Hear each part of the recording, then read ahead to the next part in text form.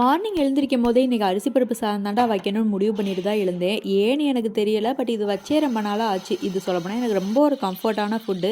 Weekly ஒன்ஸாவது கண்டிப்பாக செஞ்சிருவேன். பார்த்தா ரொம்ப நாள் ஆயிடுச்சு அரிசி பருப்பு சாதம் செஞ்சு. அதனால இன்றைக்கி கண்டிப்பாக பண்ணிடணும்னு சொல்லிட்டு தான் பண்ணிகிட்ருக்கேன். ஆக்சுவலி காலேஜ் படிக்கிறப்பலாம் எனக்கு அரிசி பருப்பு சாதம்னாலே என்னன்னு தெரியாது. ஆஃப்டர் மேரேஜுக்கு அப்புறம் தான் இந்த சாதம் வைக்கிறதவே நான் கற்றுக்கிட்டேன். இது எனக்கு ரொம்ப குவிக்காக பண்ணிடலாம். ஏதாவது வேலை ரொம்ப இருக்குது, இல்லை டயர்டாக இருக்குது, இன்றைக்கி சமைக்கணுமா அப்படிங்கிற நேரத்துலலாம் இதை வேகமாகவே வச்சு விட்டுட்டு வேலையை முடிச்சிருவேன்.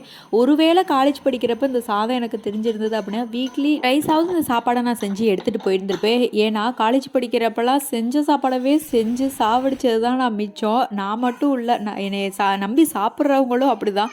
ஐயோ இதை எப்படா நிறுத்துவா அப்படிங்கிற அளவுக்கு நான் சமைச்சு போட்டிருந்திருக்கேன். அதனாலேயோ என்னமோ கடவுள் எனக்கு அப்போ இந்த சாதத்தை காமிக்கலைன்னு நான் நினைக்கிறேன். எனிவே இப்போயாவது காமிச்சு கொடுத்தாரு. எப்போயாவது டயர்டாக இருக்கிற இடத்துல செஞ்சுக்கலாம்ல நம்மளும்.